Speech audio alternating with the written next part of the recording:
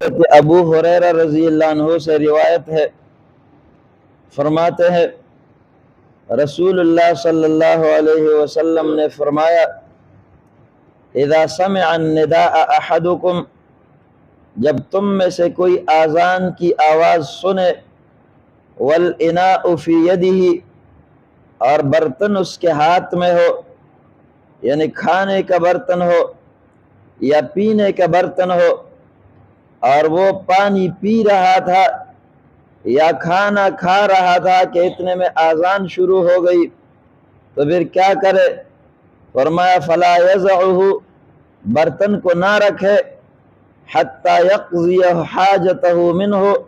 یہاں تک کہ اس برتن سے اپنی ضرورت کو پورا کرے۔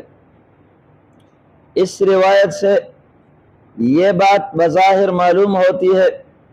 کہ اذان کے وقت اگر کوئی کھانا کھا رہا تھا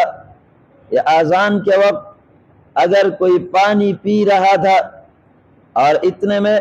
اذان شروع ہو گئی، تو فرمایا کہ وہ کھانا اور پینا جو اس کی ضرورت ہے، اپنی ضرورت کے مطابق کھانا کھائے اور پانی پیے، اس سے روزے پر اثر نہیں پڑے گا۔ یہ اس روایت سے بظاہر بات معلوم ہوتی ہے، لیکن تفصیل اس کے اندر یہ ہے کہ نبی کریم علیہ السلام کے زمانے میں فجر کی اذان 2 مرتبہ دی جاتی تھی۔ ایک اذان جو ہم اس وقت اذان دیتے ہیں فجر کی نماز کے لیے، تو ایک یہ اذان ہوتی تھی، اور ایک اس سے اندازتاً 1 گھنٹہ پہلے یا اس اذان سے اندازتاً پونے گھنٹہ پہلے ایک اور اذان دی جاتی تھی، جو کہ قیام اللیل اور تہجد کی نماز کے لیے وہ اذان دی جاتی تھی۔ اس بنا پر اس سے مراد یہ اذان نہیں ہے جو ہم اس وقت فجر کی نماز کے لیے اذان دیتے ہیں، بلکہ اس سے مراد وہ اذان ہے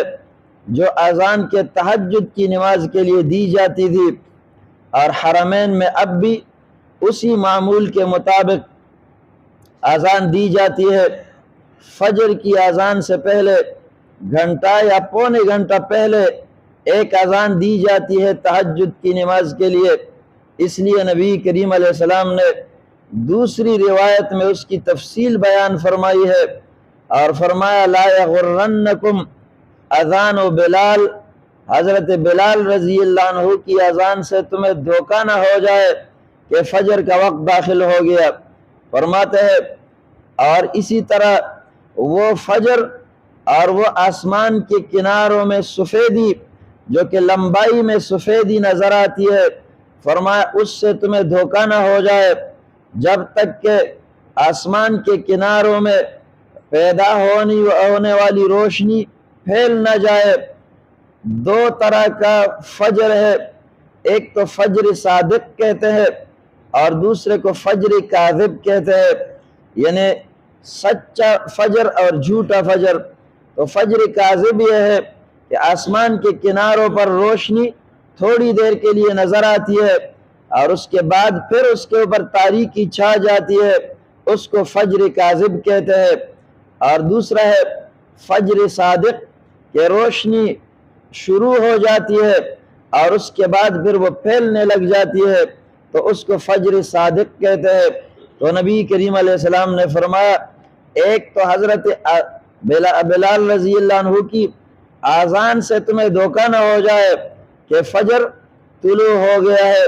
اس لیے کہ وہ اذان فجر کے طلوع کے اطلاع کے لیے نہیں، بلکہ وہ اذان تمہارے سحری کے لیے ہے اور تمہارے تہجد کی نماز کے لیے ہے۔ اس بنا پر ہم جو اذان دیتے ہیں یہ طلوع فجر کے بعد اذان ہوتی ہے، اور یہ سحری کا وقت ختم ہونے کے بعد اذان ہوتی ہے۔ اور قرآن مجید میں اللہ رب العزت نے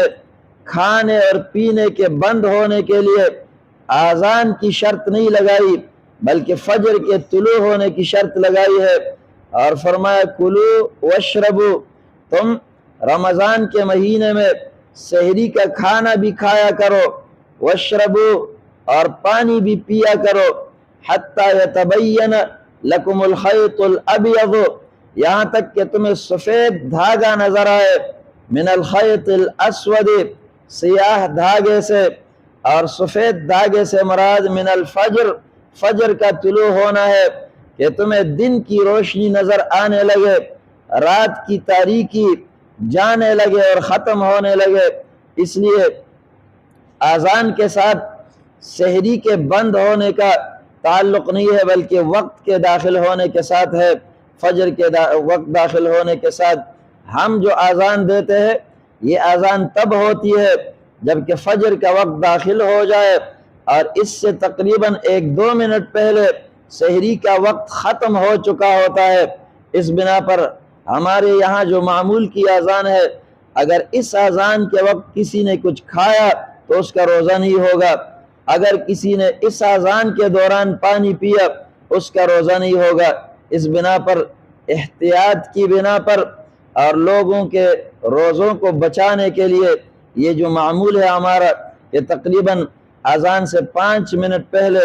اور وقت کے داخل ہونے سے تقریباً 4 منٹ پہلے ایک اعلان ہوتا ہے یہ کہ سحری کا وقت ختم ہونے والا ہے اور کھانا پینا بند کر دے۔ اس کا مقصد یہ ہے کہ کوئی کھانے پینے کے لیے اذان کا انتظار نہ کرے، اذان کے وقت کسی نے اگر کچھ کھایا پیا تو اس کا روزہ نہیں ہوگا۔ اللہ رب العزت عمل کی توفیق